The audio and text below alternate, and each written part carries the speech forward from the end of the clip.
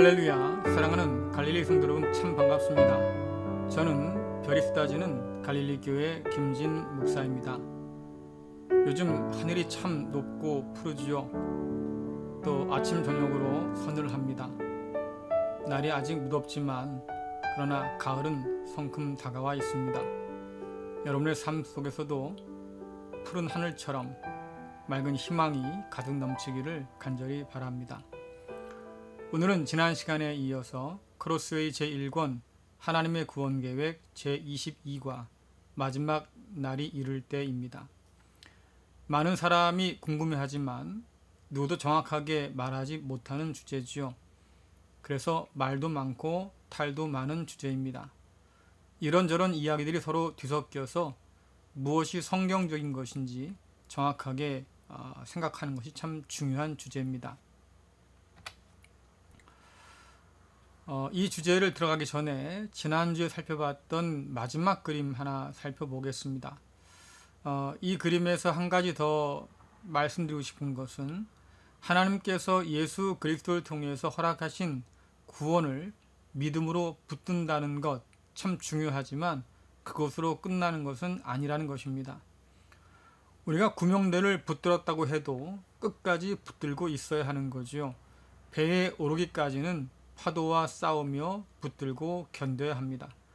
마찬가지로 이 세상에서 구원받은 사람으로 산다고 하는 것은 우리에게 시시각각 다가오는 죄와 싸운다고 하는 것입니다. 죄와 싸워가면서 주님 오실 날을 기다릴 때 우리에게 주어지는 완전한 구원이 있는 거지요. 자, 오늘 우리는 마지막 날에 있을 일에 대해서 총 3장의 그림을 살펴보려고 합니다. 하지만 이 이야기를 풀어가기 전에 몇 가지 오해들을 좀 정리할 필요가 있습니다. 이 사진은 청동 거울입니다.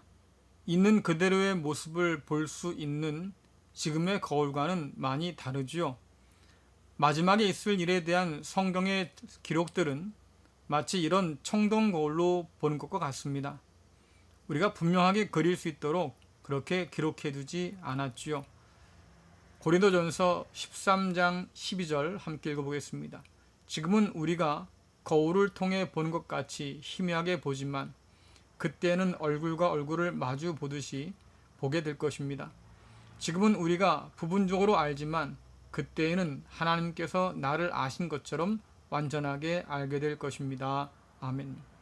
지금은 많이 가려져 있습니다. 마치 청동 거울로 보는 것처럼 희미하겠지요. 그러나 우리가 두 눈으로 분명하게 볼 날이 온다고 성경은 기록하고 있습니다. 성경은 죽음 이후의 세상에 대해서 우리가 눈으로 볼 수 있는 분명한 그림들을 그렇게 세세하게 그려놓지 않았습니다. 이유는 여러 가지가 있겠지요. 하지만 그 중에서 가장 중요한 이유는 그것이 크게 중요하지 않았기 때문입니다. 참 이상하지요. 누구나 관심을 가질 만한 주제 아닙니까?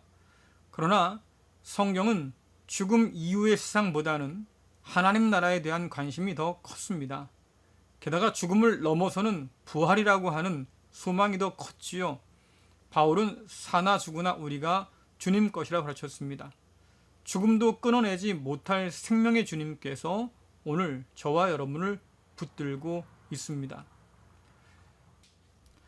죽음 이후에 관한 세상에 대해서 성경이 말한 것이 무엇인가를 나누기 전에 우리가 생각하는 죽음 이후에 관한 몇 가지 오해들을 살펴보려고 합니다. 우리가 생각하는 죽음 이후에 관해서 가장 큰 영향을 미친 것이 있다고 하면 사실 성경적인 생각이 아닌 그리스 철학이지요. 특별히 세상의 모든 것을 영과 물질로 나누는 이원론과 영혼은 결코 멸하지 않는다고 하는 영혼 불멸 사상이 우리에게 가장 큰 영향을 미쳤습니다. 이원론에서 볼 때는 육체는 영혼의 감옥이지요. 죽음은 그 영혼이 자유롭게 되는 거예요. 육체는 물질이기 때문에 악한 것이고 영혼은 선한 것이라고 사람들은 생각했습니다. 죽음이라고 하는 것은 감옥인 육체에서 영혼이 해방되어서 자유를 얻는 것이라고 가르쳤습니다. 또 영혼 불멸이라고 하는 것은 육체는 죽고 썩어도 영혼은 영원하며 결코 사라지지 않는다고 가르치지요. 그런데 이 영혼불멸은 부활을 가르치는 성경의 가르침과는 정면으로 배치되는 그런 이교 사상입니다. 여러분, 옛날 드라마인 전설의 고향을 기억하시죠? 아마 이것을 기억하시는 분들은 쉽게 이해할 거예요. 사람이 누워 있는데 갑자기 영혼이 벌떡 일어나지 않습니까? 저승사자가 와서 이제 가야지 하면 영혼이 몸에서 빠져 나옵니다. 우리가 알고 있는 영과 육의 관계는 바로 이런 식이에요. 그러나 이 모든 것은 그리스 철학에서 연유한 것이고, 또 아주 오래 전에 우리 동양권에 갖고 있었던 그런 이원론, 또 영혼불멸, 이런 것들의 영향을 받은 것들이지요. 자, 그러나 기독교의 부활은 영혼의 부활이 아니라 몸의 부활입니다. 육신과 영이 함께 있는 거죠. 기독교는 물질을 더럽다거나 악하다고 하지 않습니다. 물질을 창조하신 분이 바로 하나님이시고, 그분께서 창조한 모든 것을 보시고 보기에 좋았다고, 선하다고 말씀하셨거든요. 그래서 기독교에서 말하는 영혼은 히랍에서 혹은 그리스 철학에서 말하는 불멸의 영이 아닙니다. 그리스 철학의 영은 육체를 벗어나서 영원할 수 있다고 생각하지만, 그러나 성경이 말하는 영혼은 육체의 생명과 분리되어 존재할 수 없는 것입니다. 마태복음 10장 28절 함께 읽겠습니다. 몸은 죽일 수 있으나 영혼은 죽일 수 없는 사람들을 두려워하지 마라. 영혼과 몸을 모두 지옥에 던져 멸망시킬 수 있는 분을 두려워하여라. 아멘. 주님 말씀이죠.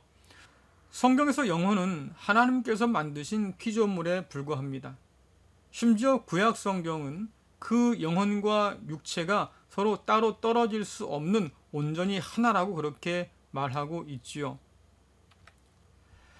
그래서 죽음에 관한 몇 가지 오해를 좀 살펴보려고 하는데요. 자, 첫 번째는 뭐냐면 죽음은 타락의 결과가 아니라 창조의 질서라고 하는 거예요. 여러분들, 이거 굉장히 중요한 사실이거든요. 우리는 아담과 하와가 타락함으로 죽게 되었다고 생각하잖아요. 하지만 성경에 보듯이 그때의 죽음이라고 하는 것은 육신의 죽음이 아니었습니다. 선악과를 따먹고 난 다음에 아담과 하와가 바로 죽지 않았잖아요. 대신에 쫓겨났죠, 에덴에서. 하나님의 자리를 넘보았기 때문에 그 자리에서 쫓겨나서 에덴 밖으로 나갔습니다. 스스로 하나님 반대편에 섬으로써 하나님과의 관계가 끊어진 것이지요.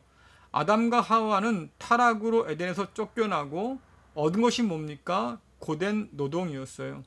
흙에서 지음 받았기 때문에 흙으로 돌아갈 때까지 그들은 땀 흘려서 일해서 먹을 것을 구해야 했습니다. 우리가 영원한 생명을 말할 수 있는 것은 오직 하나님 안에 있을 때뿐이에요. 그 하나님과의 관계가 끊어지면 성경은 말합니다. 살았지만 그러나 죽은 자와 같다고 말하지요. 생명의 근원에서 끊어졌기 때문입니다. 마치 나뭇가지에서 끊겨 떨어져 나간 것과 같은 그런 거지요. 잠시는 살아있어 보이지만 그러나 생명에서 끊어졌기 때문에 결국 죽은 것과 마찬가지고 마침내 죽게 될 겁니다. 창세기 3장 19절 말씀 읽어보겠습니다. 너는 먹기 위하여 얼굴에 땀을 흘리고 열심히 일하다가 마침내 흙으로 돌아갈 것이다. 이는 내가 흙으로 지음을 받았기 때문이다. 너는 흙이니 흙으로 돌아갈 것이다. 아멘. 이 말씀에서 보듯이 죽음이라고 하는 것, 우리가 흙으로 돌아가는 것은 하나님께서 정하신 창조의 질서입니다. 또 어떤 사람들은 하나님과 대적하는 악마의 소행이라고 생각하는 사람들이 있어요. 그러나 죽음이라고 하는 것은 아까도 말씀드렸지만 창조의 질서에 속한 일이기 때문에 하나님을 대적하는 악마의 소행이 아닙니다.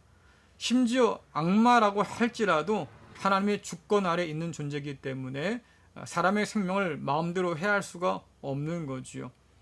이러한 생각들을 가진 사람들은 예수님께서 십자가에서 죽으심으로 악마에게 우리의 생명값을 치렀다고 생각합니다. 여러분, 하지만 이것은 성경적인 생각이 아니죠.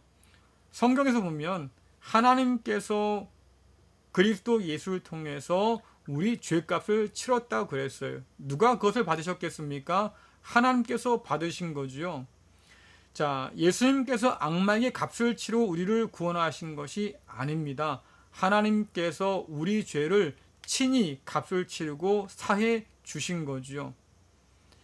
또 세 번째로 우리가 오해하는 것은 뭐냐면 인간의 힘으로 죽음을 극복할 수 있다고 믿는 거예요. 많은 종교들이 그렇게 가르치기도 하고요. 심지어 요즘 의학이나 과학에서는 인간이 영원히 할 수 있다고 그렇게 말하면서 여러 가지 대안들을 제시하지 않습니까? 자, 하지만 인간의 힘으로 죽음을 극복할 수 없습니다. 이것은 하나님의 질서에 속한 일이에요. 인간이 영원 불멸을 꿈꿀수록 결국 하나님의 질서에 반대하는 것이 되겠지요. 그래서 우리가 할 수 있는 것은 하나님 안에 서는 겁니다. 삶과 죽음, 죽음 이후의 모든 것이 다 하나님의 주권 안에 있다고 하는 것을 우리가 인정하면서 순종하며 사는 것, 여러분 그것이 우리에게 주어진 몫입니다. 자, 로마서 14장 7절부터 8절 말씀 함께 읽겠습니다. 우리 중에 자기 자신만을 위해 사는 사람은 한 명도 없으며 자기 자신만을 위해 죽는 사람도 없습니다. 우리가 산다면 그것은 주님을 위해 사는 것이고 죽는다면 주님을 위해 죽는 것입니다. 그러므로 살든지 죽든지 우리는 주님의 것입니다. 아멘. 여러분들 살든지 죽든지 우리가 주님 것이라는 사실이 참 중요합니다.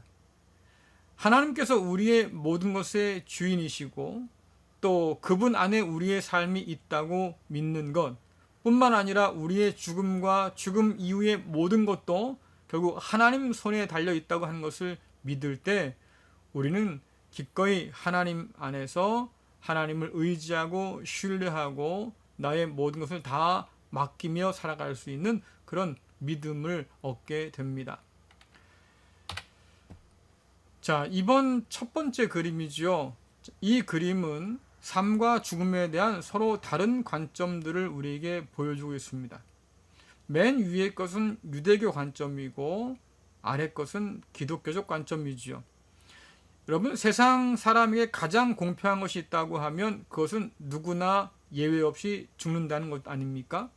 세상에 태어난 모든 사람들은 또 모든 것들은 결국 반드시 죽게 되어 있습니다. 그러나 이것이 끝이라고 하는 말은 아니죠. 성경은 반드시 심판이 있다고 우리에게 말해주고 있지 않습니까? 자, 히브리서 9장 27절 말씀 함께 읽겠습니다. 사람들은 모두 한 번은 죽습니다.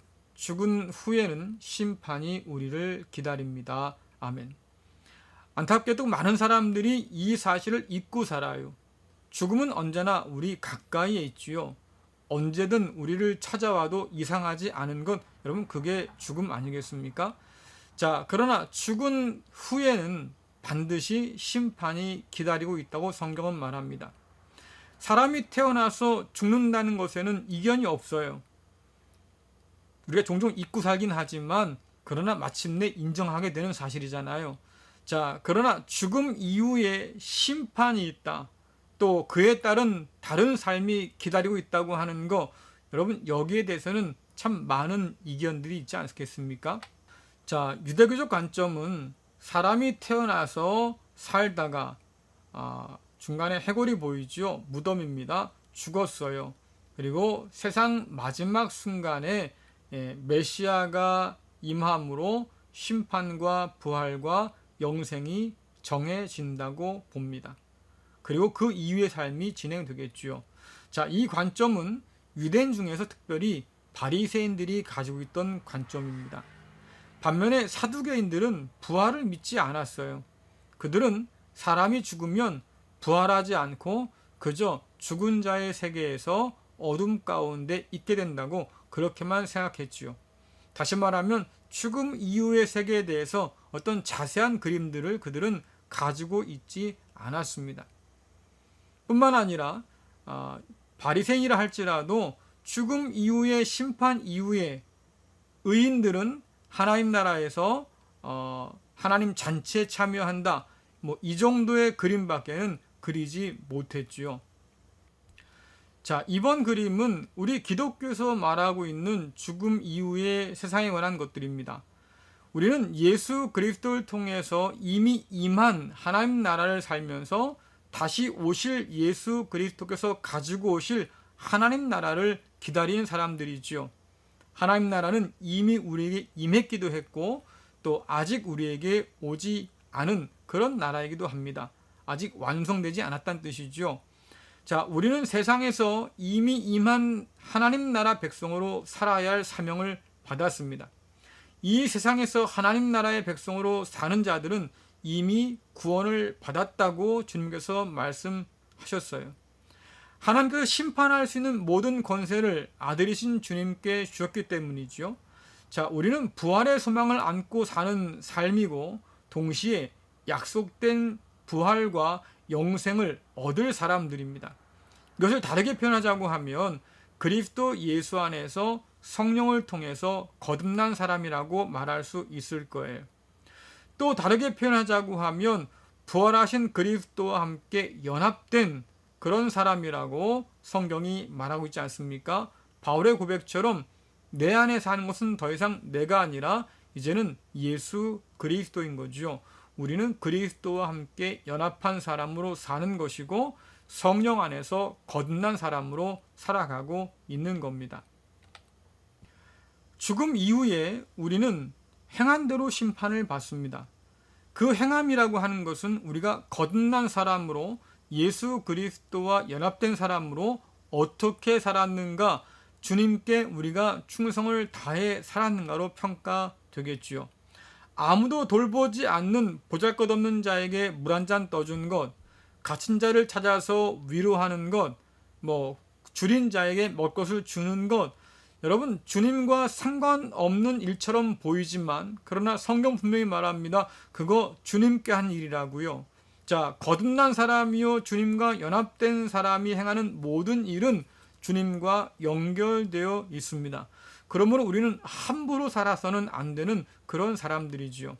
자, 심판의 결과는 주님 오른편의 양과 주님 왼편의 염소로 또 생명의 부활과 심판의 부활로 드러납니다. 달란트 비유에서 보는 것처럼 달란트를 가지고 주인을 위해서 수고한 자들은 충성된 일꾼이라고 인정받지 않습니까? 심판 이전에도 그들은 주인을 위해서 충성되게 헌신된 일꾼이었습니다. 심판을 통해서 충성된 일꾼의 그 충성이 인정받게 되는 거지요. 자, 그래서 그림에서 보는 것처럼 사람이 태어나서 죽지만 그러나 이후에 심판이 있습니다. 우리가 이 심판을 받는 것은 이미 그리스도 예수 안에서 우리가 부활의 소망을 얻고 또 영생을 얻은 사람으로 살아왔기 때문이에요.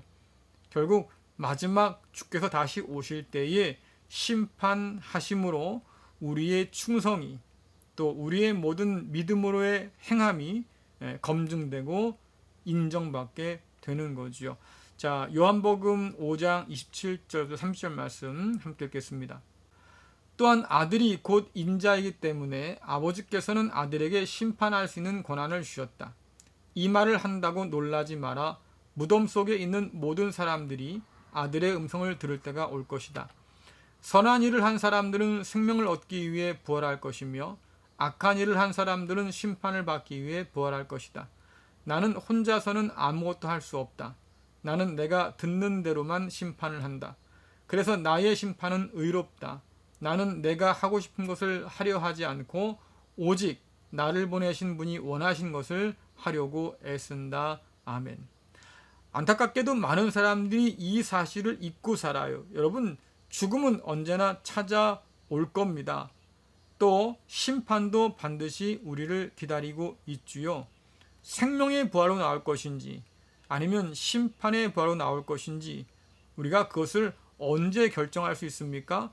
우리는 심판받은 이후의 삶이라고 생각하지만 그러나 우리가 이 세상에서 그리스도 예수에게 충성을 다하며 살았을 때에 비로소 심판 때에서 생명의 부활로 나타나게 되는 거죠. 자, 이 그림은 우리가 생명의 부활로 나아갈 수 있는 근거를 말해 줍니다. 그림에서 보듯이 주님께서 팔을 활짝 벌리고 계시지요. 손을 이렇게 올리고 있는 경우면 이것은 찬양하는 것이지만 활짝 벌리고 있지 않습니까? 이것은 우리를 환영한다는 뜻이에요. 어떻게 우리가 주님께 환영을 받을 수 있겠습니까? 우리가 하나님께서 받으실 만한 산 제물로 우리 삶을 어떻게 드릴 수 있겠습니까? 여러분, 성경이 분명히 말하잖아요. 우리 스스로의 힘이나 노력이 아니었다고 그래요. 바울은 이미 이방인이나 유대인이나 의로울 수 없고 다 하나님의 진노 아래 있는 죄인이라고 말하지 않습니까? 우리를 구원하기 원하시는 하나님께서 그리스도 예수를 통해서 우리에게 새로운 의를 허락해 주셨습니다.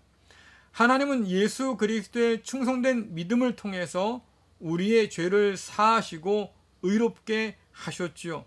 자, 그림에서 보듯이 하나님께서 나의 죄와 그리스도 예수의 의를 이렇게 바꿔 놓으셨어요.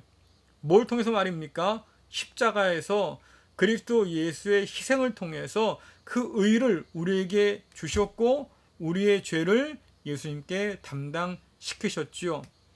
하나님께서 나의 죄를 예수 그리스도에게 짐 지우시고 그리스도 예수의 충성된 의를 우리에게 허락해 주셨습니다.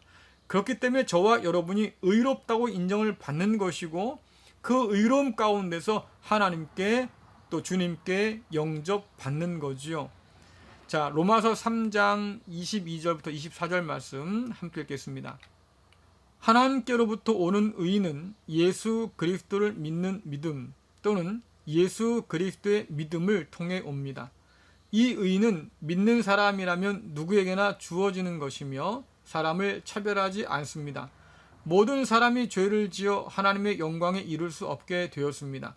그런 사람이 그리스도 예수께서 주시는 속죄를 통해 하나님의 은혜로 의롭다는 판단을 받습니다. 그것은 하나님께서 거저 주시는 선물입니다. 아멘. 여러분, 그러므로 나의 행위로 구원받는 것이 아니고 그리스도 예수를 위해 살라고 구원받는 거지요. 우리는 더 이상 나 자신을 위해서 사는 사람이 아닙니다. 살아도 주를 위해 살고 죽어도 주를 위해 죽는 사람으로 부름 받았지요. 성경은 이 은혜를 새 창조라고 분명히 말해줍니다. 여러분들, 창조라고 하는 것은 단순히 물질을 만들었다는 의미가 아니에요. 창조된 것에 질서와 기능을 부여한 것, 그것이 곧 창조지요. 마찬가지로 우리가 그리스도 예수 안에서 새롭게 창조되었다고 하는 것은 자기 자신만을 위해 살아가는 그런 무질서에서 벗어나서 하나님을 위해 살라고 하는 새로운 질서로 부름받은 거예요. 우리에게 부여된 신분을 따라 살 때 우리는 충성된 자라고 하는 칭찬을 받을 수 있는 거지요. 자, 이제 마지막 그림을 살펴볼 겁니다. 우리가 사용하는 언어나 상징들은 우리가 보고 듣는 것을 완전하게 표현할 수는 없습니다. 전달이 가능하고 이해가 가능한 수준에서 사용될 뿐이지요. 하나님께서 만드신 세상을 표현하기에 우리의 표현력은 너무나 부족하지 않겠습니까? 그래서 우리가 이런 말도 만들어냈잖아요. 형용할 수 없는, 표현할 수 없는. 왜 이런 말이 필요했겠습니까? 우리의 언어가, 우리의 표현이 그만큼 부족하기 때문이지요. 하나님이 만드신 세상을 다 표현할 수 없는데 말입니다. 어떻게 우리가 우리의 언어로, 우리의 표현력으로 하나님을 다 묘사하고 표현할 수 있겠습니까? 이 불가능한 일들이에요. 더군다나 죽은 다음에 있을 일들, 심판 후에 있을 일들, 여러분, 성경은 우리가 원하는 만큼 세밀하게 다 말해주지 않습니다. 이유는 뭘까요? 우리가 그것을 세세하게 다 표현할 수 없기 때문이고 우리의 현재 이 지식과 지혜로는 마땅히 다 이해할 수가 없기 때문이죠. 여러분, 인간은 호기심의 동물이라 그래요. 우리는 아무도 모르는 것에 관심이 많잖아요. 누구도 알지 못하는데 사람들은 관심을 갖습니다. 죽은 뒤에 우리는 어떤 상태일까요? 성경은 잔다고 표현하는데 도대체 어디서 어떻게 어떤 모습으로 있게 되는 걸까?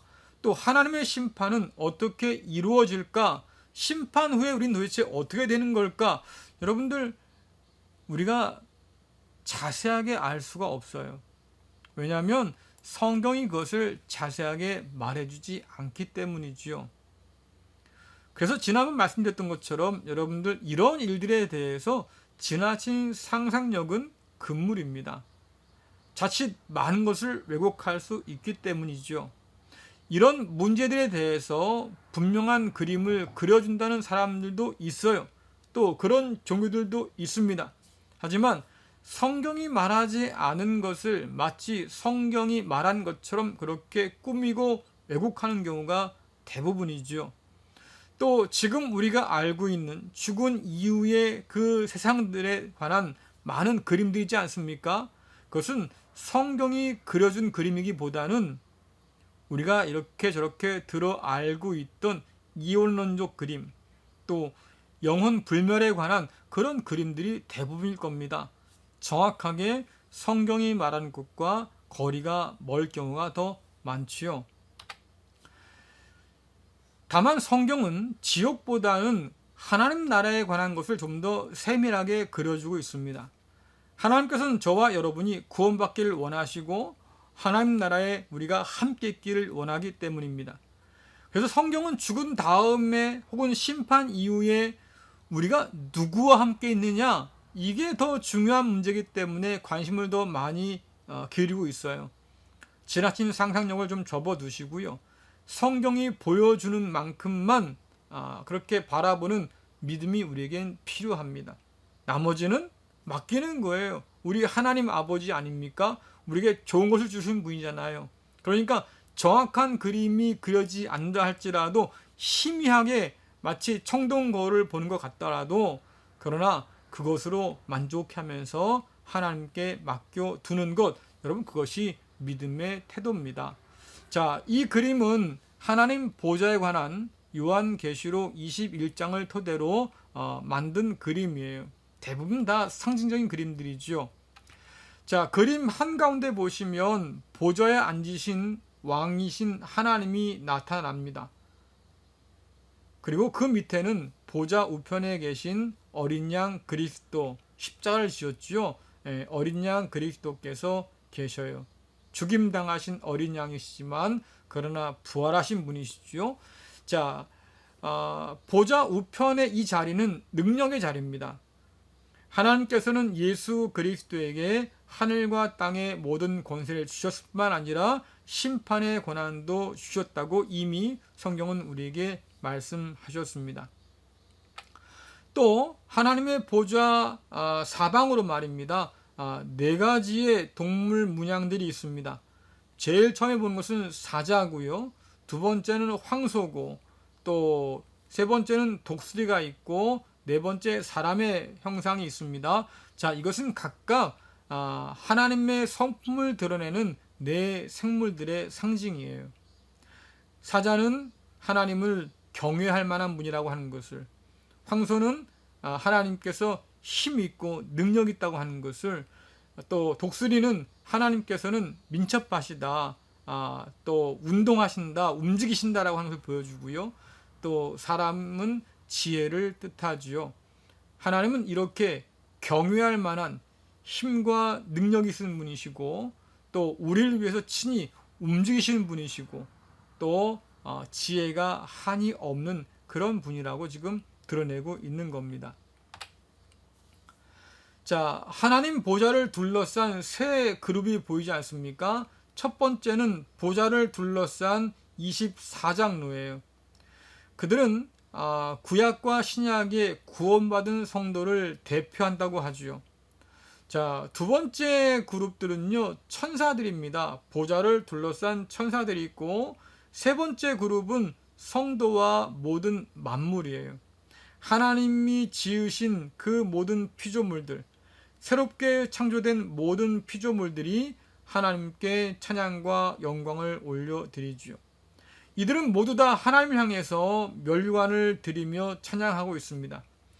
이는 하나님께서 창조하신 세상이 질서 안에서 보기 좋았던 것처럼 새 창조, 하나님께서 새롭게 창조하신 모든 것들이 하나님의 질서 안에서 보기 좋게 있다고 하는 것을 우리에게 보여주는 거예요.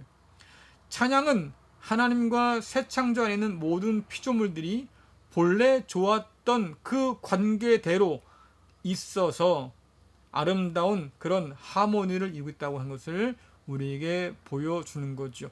이것을 성경적인 표현으로 샬롬이라고 말합니다. 하나님 안에서 모든 것이 다 안식하고 있는 그 상태를 지금 보여주고 있는 거지요. 자, 그림 맨 왼쪽 아래에 보면 빵과 또 포도주가 있습니다. 성찬의 상징이죠. 여러분, 성찬은 크게 두 가지를 상징합니다. 첫 번째는 예수 그리스도의 고난과 죽음을 기억하며 참여한 것을 뜻하고요.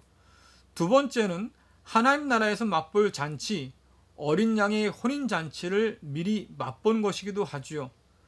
그래서 그림에서 이 성찬이 있는 것은 바로 이 두 번째 의미를 강조하고 있는 거예요. 다시 말하면 오늘 우리는 하나님과의 그 교제, 하나님의 그 나라, 하나님의 잔치를 어디서 누립니까? 예배 속에서, 성찬송에서 누린다고 하는 거지요. 에베소서 2장 4절부터 6절 말씀 함께 읽겠습니다. 그러나 하나님은 자비로우시고 우리를 너무나 사랑하셔서 그냥 내버려 두지 않으셨습니다. 하나님의 뜻을 따르지 않아 영적으로 죽은 우리들에게 그리스도를 통하여 새 생명을 주신 것입니다. 여러분은 하나님의 은혜로 구원을 받았습니다. 하나님은 우리를 그리스도와 함께 살리시고 하늘 위에 있는 그분의 보좌 곁에 우리를 그리스도와 함께 앉혀주셨습니다. 아멘. 여러분, 지상에 있는 우리가 어떻게 하늘 위에 있는 하나님 보좌 곁에 그리스도와 함께 앉을 수 있습니까? 주님의 몸인 지상교회가 하늘과 연결되어 있기 때문이죠. 우리는 이 놀라운 사실을 예배를 통해서, 특별히 말씀과 성찬을 통해서 경험하는 거예요. 여러분, 그러므로 예배는 하나님 나라의 잔치에 참여하는 겁니다. 우리는 성찬을 통해서 그리스도 예수의 희생을 기념하고 기억하고 또 그 고난에 동참하고요. 동시에 하나님 나라의 잔치에 참여하게 되는 거죠. 예배는 이 두 균형 아래 드려져야 하는 거예요. 자, 그뿐 아니라 우리가 예수 그리스도의 고난과 죽음을 기억하며 그 은혜에 합당히 살지 않는다고 하면 하나님 나라에서 맛볼 잔치에 초대받을 수 없다는 것을 분명히 기억해야 됩니다. 하나님께서 베푸신 새하늘과 새 땅의 잔치에 참여할 수 있는 사람은 이 땅에서 그리스도 예수를 따라서 순결한 신부의 삶을 살아간 사람들입니다. 우리는 장차 올 나라를 기대해야 됩니다. 하나님께서 그리스도 예수를 통해서 가져오실 새하늘과 새 땅, 새 예루살렘 반드시 기대해야겠지요. 자, 그렇다고 해서 오늘 살아갈 하나님 나라의 삶을 우리가 잊어서는 안 되겠지요. 하나님을 사랑하고 이웃을 사랑하는 것, 그리스도 예수를 닮아서 우리가 하나님을 경외하며 살아가는 것, 이렇게 살아갈 때 비로소 우리는 그리스도 예수의 신부로 단장되는 것이고 마침내 마지막 때에 그리스도 예수의 혼인잔치에 우리가 신부로 참여하게 되는 거지요. 마태복음 25장 21절 함께 읽겠습니다. 주인이 대답했다. 참 잘했구나. 너는 착하고 신실한 종이다. 네가 적은 것에 최선을 다했으니 내가 훨씬 더 많은 것을 너에게 맡기겠다. 주인과 함께 기쁨을 누려라. 아멘. 여러분, 이 세상 가운데서 하나님 나라의 삶을 잘 살아가면 결국 주님께 이러한 칭찬을 들을 날이 올 겁니다. 주인의 잔치에 참여하는 그날, 또 신랑 되신 주님의 신부가 되어서 어린 양 혼인잔치에 참여하게 되는 그날이 반드시 우리에게 주어지겠지요. 주님께서 오실 그날을 바라보면서 주님 백성답게 살아갈 때 이 놀라운 음성을 듣게 될 것입니다. 오늘 우리에게 주어진 하나님 나라의 삶을 온전히 살아감으로 죽음 이후에 다가오는 심판을 미리 준비하시고 마침내 생명의 부활로 영생의 부활로 우리가 부활하여서 어린 양의 혼인잔치에 하나님 나라의 그 잔치에 함께 참여하는 저와 여러분 될 수 있기를 간절히 바랍니다. 우리는 사나 죽으나 주님 것이고 우리의 삶뿐만 아니라 죽음 이후의 삶도 하나님의 주권 아래 달려 있습니다. 그 하나님 믿고 의지하면서 오늘을 담대히 살아가는 우리 모두가 될 수 있기를 간절히 축원합니다. 기도하겠습니다. 은혜로우신 하나님 아버지 참 감사합니다. 그리스도 예수 안에서 저희를 택하시고 불러주셔서 자녀 삼아주시고 성령 안에서 새로운 피조물 되게 하심을 참 감사합니다. 아버지 하나님, 우리가 오늘 하나님 나라의 백성으로 살아가면서 충성을 다할 때에 우리는 이미 영생을 받았고 하나님 나라로 옮겨져 있음을 믿습니다. 마침내 때가 되어서 주께서 오셔서 심판하실 때에 우리는 주님께 잘했다 칭찬받는 그런 복된 종이 될 줄로 믿습니다. 하나님 아버지, 지나치게 미래에 빠져 살지 않도록 인도하여 주옵소서. 그래서 오늘 우리가 감당해야 할 하나님 나라의 삶을 잊지 않도록 인도하여 주옵소서. 뿐만 아니라 주님께서 우리에게 주신 은혜 안에서 감당해야 할 모든 사명들을 잘 감당함으로 심판의 때를 대비하며 준비할 수 있도록 인도하여 주옵소서. 우리의 모든 것이 다 주님께 있음을 압니다. 우리의 죽음뿐만 아니라 죽음 이후의 삶도 하나님께 있음을 우리는 압니다. 아버지 하나님, 자세한 게 우리가 그림을 그려 알 수 없지만 그러나 믿고 의지하면서 오늘을 담대히 살아갈 수 있도록 인도하여 주옵소서. 마침내 주님께서 오셨을 때에 잘했다 칭찬받는 복된 종 되게 하시고 하나님 나라의 그 잔치에 또 어린 양의 혼인 잔치에 참여하는 우리 모두가 되도록 주여 역사하여 주옵소서. 예수님의 이름으로 기도드리옵나이다. 아멘. 네, 코로나로 인해서 참 많이 답답하지요. 여러분 그럴 때마다 하늘을 좀 바라보시면서 가슴 좀 펴시기 바라고요. 또 밤에는 별도 좋습니다. 달도 좋고요. 때로는 좀 위도 올려다 보면서 이 어려운 때를 잘 이겨내면 좋겠습니다. 마치겠습니다.